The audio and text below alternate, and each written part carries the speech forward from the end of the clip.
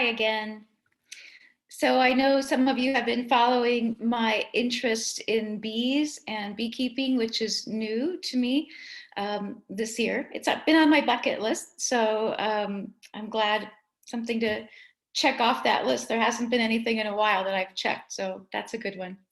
So the bees that are on my property now are not really mine. I want to make sure and say that they are on loan to me while I learn about the process and see if I can do it. See if I can have a few hives here that I can manage on my own. So I've really been learning quite a bit from my teacher, Amanda, who comes to check on them about once a week or so. And so now I have 3 hives, and I'm not sure exactly how this works, but there's several pictures that go along with this video that I'm doing now.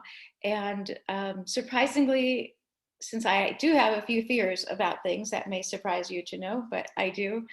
But I am fearless when it comes to bees for some reason, which is not true of snakes and a few other things.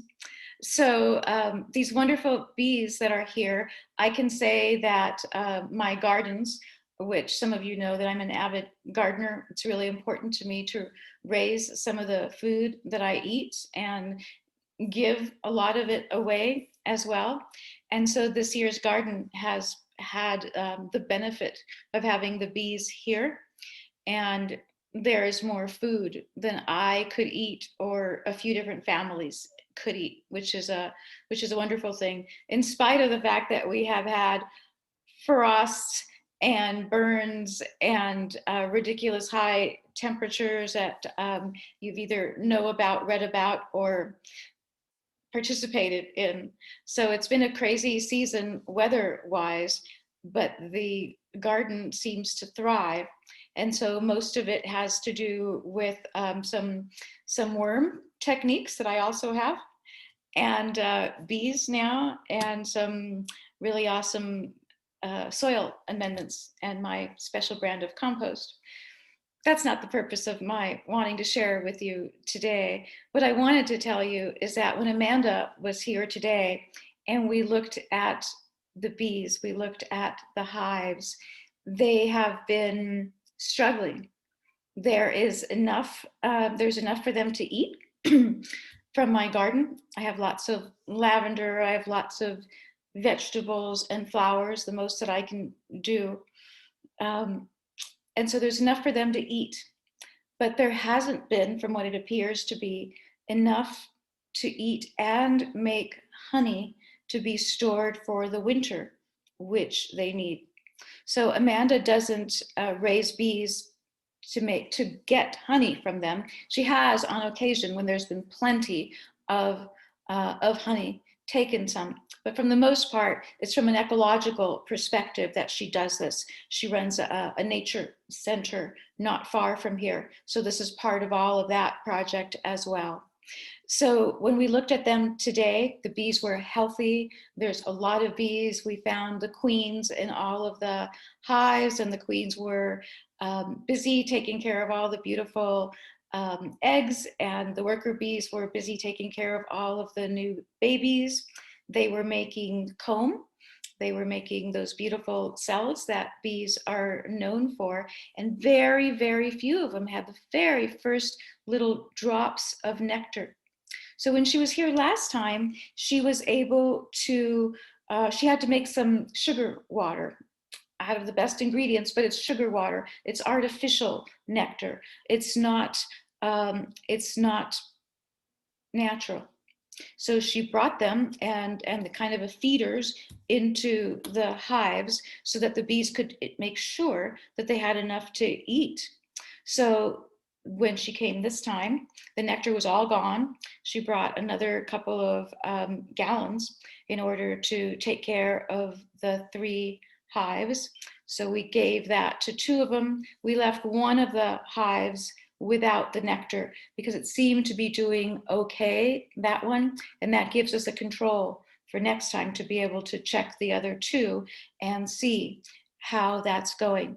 So we're now at the end of July. Within the next few weeks or the end of August for sure, the queen will stop working her way into making as many babies for the hive, and more work will go into caring for the babies, and then also making honey then, so that these hives can sustain themselves through the winter.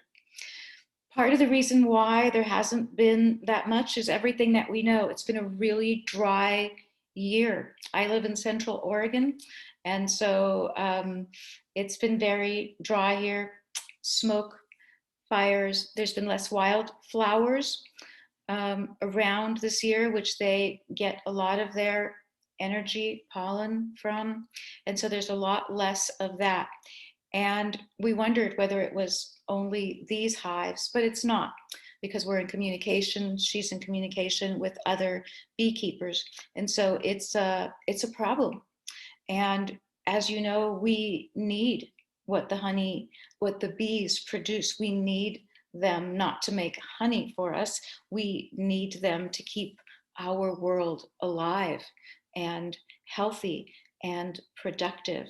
So this is an ongoing project. For me, it's an experiment. It's an experiment in the things that I deeply care about: you, my family, my tribe, my friends, and the planet, and the sustainability of the planet. By now, you probably know that when I speak of spirituality, for me, it means nature, it means the earth, it means Gaia, it means us, it means our evolution, our sustainability, and not only of ourselves, but as many animals and plants and species as possible.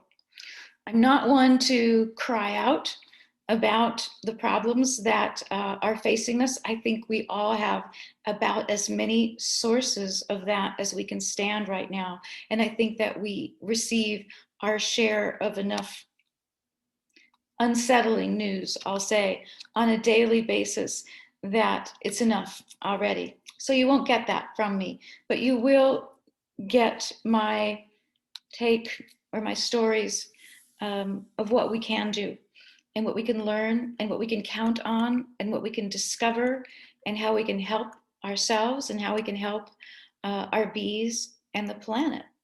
And so this is my story for today. So I hope you enjoy my new pictures. Yes, that's me in the little bee suit there, and all the wonderful joy and goodness that they are bringing here. If you're a beekeeper, more power to you, many blessings to you. Thank you for helping the planet. And if you love honey and bees as much as I do, more power to you. And thank you for helping the planet and caring as I care as well. I'll be in touch again soon. Bye-bye.